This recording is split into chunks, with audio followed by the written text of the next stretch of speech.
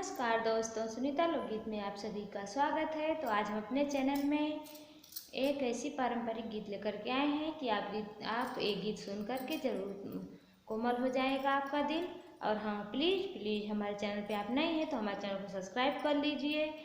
और आपको जो भी गीत चाहिए वो हमें कमेंट करके ज़रूर बताइए। तो आइए, हम इतनी प्यारी मज़ेदार गीत सुना रहे हैं कि सुन करके आप लोगों का दुख जरूर दूर हो जाएगा।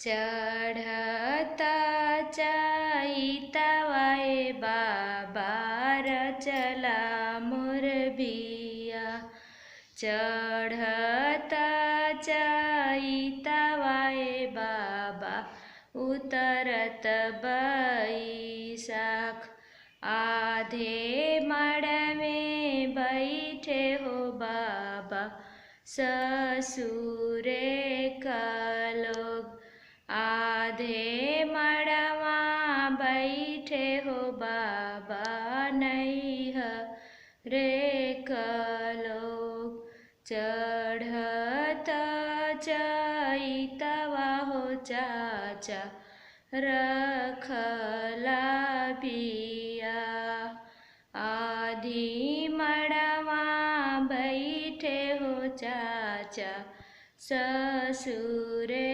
सभे लोग, आधे मड़वा बैठे हो बाबा नैहरे का लोग, काऊ न कर खैला हो बाबा काऊ रखला उधार, पनवाऊ न कर खैली हो बेटी फूलवा रखली उधार, पनवाऊ न कर फेरिदा हो बाबा फूलवा दाछी तिराय, चढ़ता चैतवाए बाबा उतरत बैसाख, चढ़ता चैतवाए बाबा चला बिया। तो दोस्तों, हमारी ये गीत आप लोगों को कैसी लगी आप हमें कमेंट करके ज़रूर बताइए। और हाँ, प्लीज़ हमारे चैनल पे आप नहीं हैं तो हमारे चैनल को सब्सक्राइब कर लीजिए और इस गीत का आनंद लीजिए। तब तक के लिए बाय।